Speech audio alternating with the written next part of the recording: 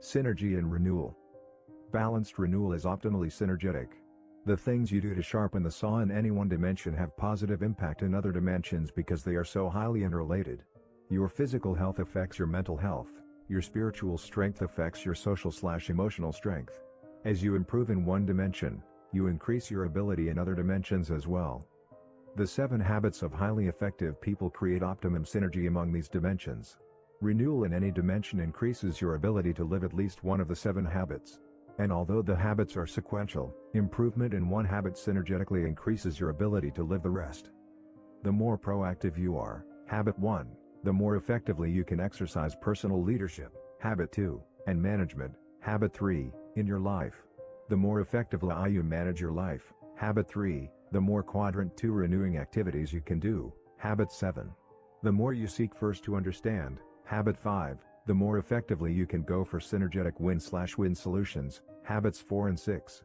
The more you improve in any of the habits that lead to independence, habits 1, 2, and 3, the more effective you will be in interdependent situations, habits 4, 5, and 6. And renewal, habit 7, is the process of renewing all the habits. As you renew your physical dimension, you reinforce your personal vision, habit 1, the paradigm of your own self-awareness and free will, of proactivity, of knowing that you are free to act instead of being acted upon, to choose your own response to any stimulus. This is probably the greatest benefit of physical exercise. Each daily private victory makes a deposit in your personal intrinsic security account. As you renew your spiritual dimension, you reinforce your personal leadership, habit 2. You increase your ability to live out of your imagination and conscience instead of only your memory, to deeply understand your innermost paradigms and values, to create within yourself a center of correct principles, to define your own unique mission in life, to re-script yourself to live your life in harmony with correct principles and to draw upon your personal sources of strength. The rich private life you create in spiritual renewal makes tremendous deposits in your personal security account. As you renew your mental dimension, you reinforce your personal management, habit 3. As you plan, you force your mind to recognize high leverage quadrant 2 activities, priority goals, and activities to maximize the use of your time and energy, and you organize and execute your activities around your priorities. As you become involved in continuing education, you increase your knowledge base and you increase your options. Your economic security does not lie in your job, it lies in your own power to produce, to think, to learn, to create, to adapt. That's true financial independence. It's not having wealth, it's having the power to produce wealth. It's intrinsic. The daily private victory, a minimum of 1 hour a day, and renewal of the physical, spiritual, and mental dimensions is the key to the development of the 7 habits, and it's completely within your circle of influence. It is the quadrant 2 focus time necessary to integrate these habits into your life, to become principle-centered. It's also the foundation for the daily public victory. It's the source of intrinsic security you need to sharpen the saw in the social/emotional dimension. It gives you the personal strength to focus on your circle of influence in interdependent situations, to look at others through the abundance mentality paradigm, to genuinely value their differences and to be happy for their success. It gives you the foundation to work for genuine understanding and for synergetic win-win solutions, to practice habits 4, 5, and 6 in an interdependent reality. The upward spiral. Renewal is the principle and the process that empowers us to move on an upward spiral of growth and change, of continuous improvement. To make meaningful and consistent progress along that spiral, we need to consider one other aspect of renewal as it applies to the unique human endowment that directs this upward movement: our conscience. In the words of Madame de Staël, the voice of conscience is so delicate that it is easy to stifle it, but it is also so clear that it is impossible to mistake it. Conscience is the endowment that senses our congruence or disparity with correct principles and lifts us toward them when it's in shape. Just as the education of nerve and sinew is vital to the excellent athlete and education of the mind is vital to the scholar, education of the conscience is vital to the truly proactive, highly effective person. Training and educating the conscience, however, requires even greater concentration, more balanced discipline, more consistently honest living. It requires regular feasting on inspiring literature, thinking noble thoughts and, above all, living in harmony with its still small voice. Just as junk food and lack of exercise can ruin an athlete's condition, those things that are obscene, crude, or pornographic can breed an inner darkness that numbs our higher sensibilities and substitutes the social conscience of "will I be found out?" for the natural or divine conscience of what is right and wrong. In the words of Dag Hammarskjöld, you cannot play with the animal in you without becoming wholly animal, play with falsehood without forfeiting your right to truth, play with cruelty without losing your sensitivity of mind. He who wants to keep his garden tidy doesn't reserve a plot for weeds. Once we are self-aware, we must choose purposes and principles to live by, otherwise the vacuum will be filled, and we will lose our self-awareness and become like groveling animals who live primarily for survival and propagation. People who exist on that level aren't living, they are being lived. They are reacting, unaware of the unique endowments that lie dormant and undeveloped within. And there is no shortcut in developing them. The law of the harvest governs, we will always reap what we sow, no more, no less. The law of justice is immutable, and the closer we align ourselves with correct principles, the better our judgment will be about how the world operates and the more accurate our paradigms or maps of the territory will be. I believe that as we grow and develop on this upward spiral, we must show diligence in the process of renewal by educating and obeying our conscience. An increasingly educated conscience will propel us along the path of personal freedom, security, wisdom, and power. Moving along the upward spiral requires us to learn, commit, and do on increasingly higher planes. We deceive ourselves if we think that any one of these is sufficient. To keep progressing, we must learn, commit, and do, learn, commit, and do, and learn, commit, and do again. Application suggestions. 1. Make a list of activities that would help you keep in good physical shape, that would fit your lifestyle and that you could enjoy over time. 2. Select one of the activities and list it as a goal in your personal role area for the coming week. At the end of the week, evaluate your performance. If you didn't make your goal, was it because you subordinated it to a genuinely higher value? Or did you fail to act with integrity to your values? 3.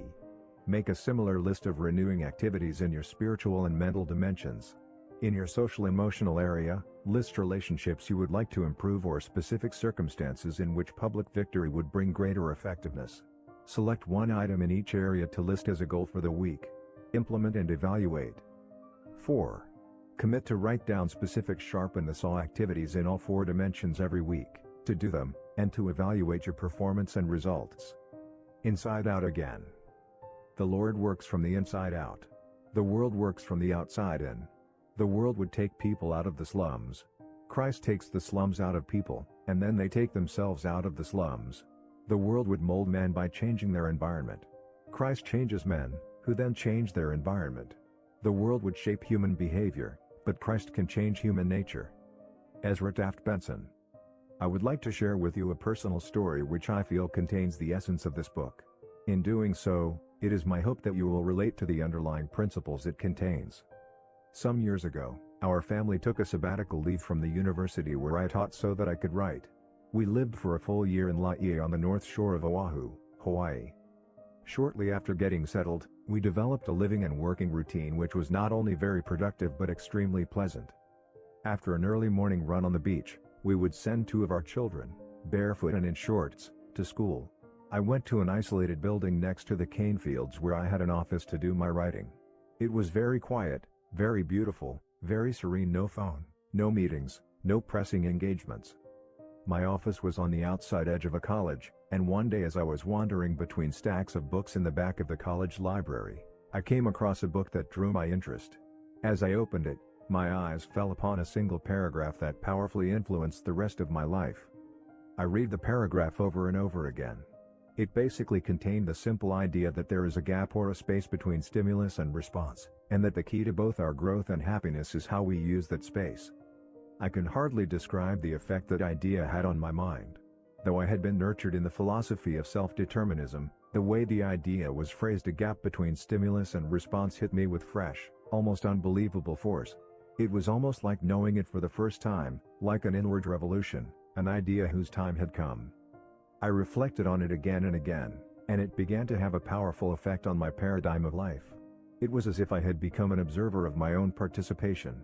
I began to stand in that gap and to look outside at the stimuli. I reveled in the inward sense of freedom to choose my response, even to become the stimulus, or at least to influence it, even to reverse it. Shortly thereafter, and partly as a result of this revolutionary idea, Sandra and I began a practice of deep communication. I would pick her up a little before noon on an old red Honda 90 trail cycle, and we would take our 2 preschool children with us, one between us and the other on my left knee, as we rode out in the cane fields by my office. We rode slowly along for about an hour, just talking. The children looked forward to the ride and hardly ever made any noise. We seldom saw another vehicle, and the cycle was so quiet we could easily hear each other. We usually ended up on an isolated beach where we parked the Honda and walked about 200 yards to a secluded spot where we ate a picnic lunch. The sandy beach and a freshwater river coming off the island totally absorbed the interest of the children, so Sandra and I were able to continue our talks uninterrupted. Perhaps it doesn't take too much imagination to envision the level of understanding and trust we were able to reach by spending at least 2 hours a day, every day, for a full year in deep communication. At the very first of the year, we talked about all kinds of interesting topics: people, ideas, events, the children, my writing, our family at home, future plans, and so forth. But little by little, our communication deepened and we began to talk more and more about our internal worlds, about our upbringing, our scripting, our feelings and self-doubts. As we were deeply immersed in these communications, we also observed them and observed ourselves in them. We began to use that space between stimulus and response in some new and interesting ways, which caused us to think about how we were programmed and how those programs shaped how we saw the world.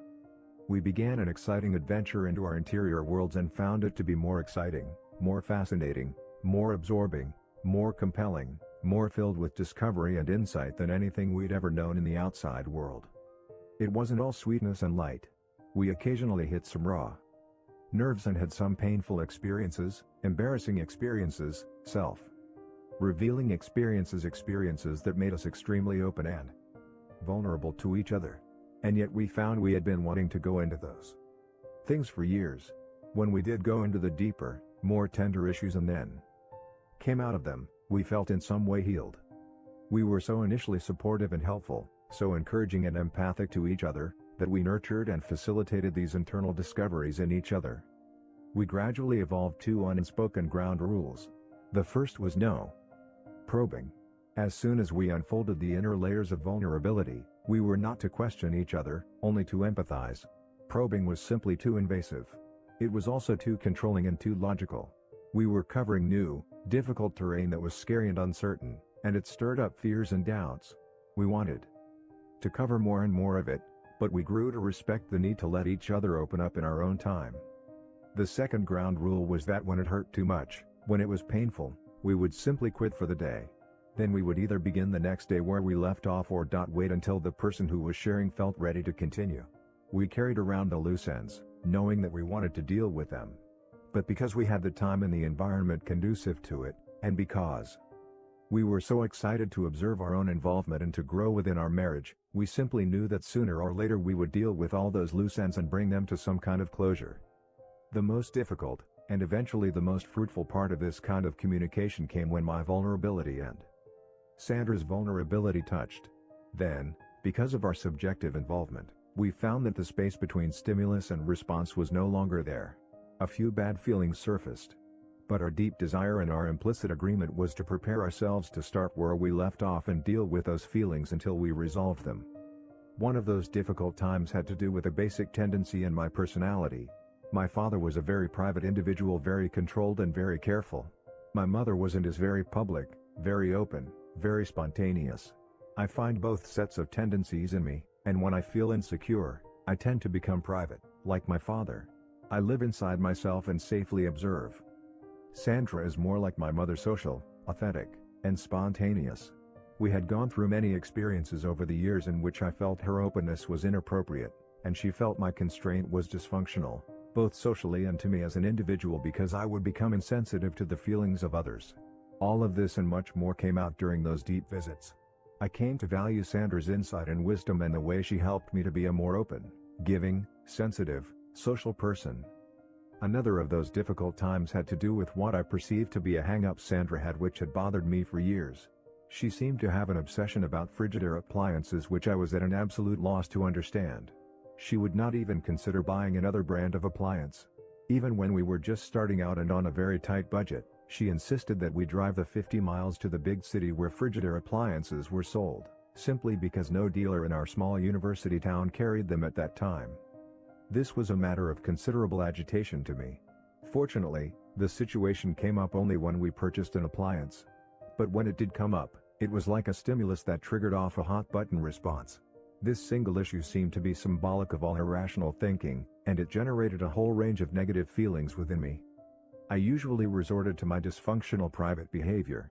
I suppose I figured that the only way I could deal with it was not to deal with it, otherwise, I felt I would lose control and say things I shouldn't say. There were times when I did slip and say something negative, and I had to go back and apologize. What bothered me the most was not that she liked Frigidaire, but that she persisted in making what I considered utterly illogical and indefensible statements to defend Frigidaire which had no basis in fact whatsoever. If she had only agreed that her response was irrational and purely emotional, I think I could have handled it. But her justification was upsetting. It was sometime in early spring when the Frigidaire issue came up. All our prior communication had prepared us. The ground rules had been deeply established not to probe and to leave it alone if it got to be too painful for either or both. I will never forget the day we talked it through. We didn't end up on the beach that day, we just continued to ride through the cane fields, perhaps because we didn't want to look each other in the eye. There had been so much psychic history and so many bad feelings associated with the issue, and it had been submerged for so long. It had never been so critical as to rupture the relationship. When you're trying to cultivate a beautiful unified relationship, any divisive issue is important. Sandra and I were amazed at what we learned through the interaction. It was truly synergistic. It was as if Sandra were learning, almost for the first time herself, the reason for her so-called hang-up. She started to talk about her father, about how he had worked as a high school history teacher and coach for years, and how, to help make ends meet, he had gone into the appliance business. During an economic downturn, he had experienced serious financial difficulties, and the only thing that enabled him to stay in business during that time was the fact that Frigidaire would finance his inventory. Sandra had an unusually deep and sweet relationship with her father. When he returned home at the end of a very tiring day, he would lie on the couch, and Sandra would rub his feet and sing to him. It was a beautiful time they enjoyed together almost daily for years. He would also open up and talk through his worries and concerns about the business, and he shared with Sandra his deep appreciation for Frigidaire financing his inventory so that he could make it through the difficult times. This communication between father and daughter had taken place in a spontaneous way during very natural times, when the most powerful kind of scripting takes place. During those relaxed times, guards are down and all kinds of images and thoughts are planted deep in the subconscious mind. Perhaps Sandra had forgotten about all of this until the safety of that year of communication when it could come out also in very natural and spontaneous ways. Sandra gained tremendous insight into herself and into the emotional root of her feelings about Frigidaire. I also gained insight and a whole new level of respect. I came to realize that Sandra wasn't talking about appliances, she was talking about her father, and about loyalty to his needs. I remember both of us becoming tearful on that day, not so much because of the insights, but because of the increased sense of reverence we had for each other. We discovered that even seemingly trivial things often have roots in deep emotional experiences. To deal only with the superficial trivia without seeing the deeper, more tender issues is to trample on the sacred ground of another's heart. There were many rich fruits of those months. Our communication became so powerful that we could almost instantly connect with each other's thoughts. When we left Hawaii, we resolved to continue the practice. During the many years since, we have continued to go regularly on our Honda Trail cycle, or in the car if the weather's bad, just to talk. We feel the key to staying in love is to talk, particularly about feelings. We try to communicate with each other several times every day, even when I'm traveling. It's like touching into home base, which accesses all the happiness, security, and values it represents. Thomas Wolfe was wrong. You can go home again if your home is a treasured relationship, a precious companionship. Intergenerational living. As Sandra and I discovered that wonderful year, the ability to use wisely the gap between stimulus and response, to exercise the four unique endowments of our human nature, empowered us from the inside out. We had tried the outside-in approach. We loved each other, and we had attempted to work through our differences by controlling our attitudes and our behaviors, by practicing useful techniques of human interaction. But our band-aids and aspirin only lasted so long. Until we worked and communicated on the level of our essential paradigms, the chronic underlying problems were still there. When we began to work from the inside out, we were able to build a relationship of trust and openness and to resolve dysfunctional differences in a deep and lasting way that never could come by working from the outside in. The delicious fruits: a rich win-win relationship, a deep understanding of each other, and a marvelous synergy grew out of the roots we nurtured as we examined our programs, re-scripted ourselves, and managed our lives so that we could create time for the important quadrant 2 activity of communicating deeply with each other. And there were other fruits. We were able to see on a much deeper level that, just as powerfully as our own lives had been affected by our parents, the lives of our children were being influenced and shaped by us, often in ways we didn't even begin to realize. Understanding the power of scripting in our own lives, we felt a renewed desire to do everything we could to make certain that what we passed on to future generations, by both precept and example, was based on correct principles. I have drawn particular attention in this book to those scripts we have been given which we proactively want to change. But as we examine our scripting carefully, many of us will also begin to see beautiful scripts, positive scripts that have been passed down to us which we have blindly taken for granted. Real self-awareness helps us to appreciate those scripts and to appreciate those who have gone before us and nurtured us in principle-based living, mirroring back to us not only what we are, but what we can become. There is transcendent power in a strong intergenerational family. An effectively interdependent family of children, parents, grandparents, aunts, uncles, and cousins can be a powerful force in helping people have a sense of who they are and where they came from and what they stand for. It's great for children to be able to identify themselves with the tribe, to feel that many people know them and care about them, even though they're spread all over the country. And that can be a tremendous benefit as you nurture your family. If one of your children is having difficulty and doesn't really relate with you at a particular time in his life, maybe he can relate to your brother or sister who can become a surrogate father or mother, a mentor or a hero for a period of time.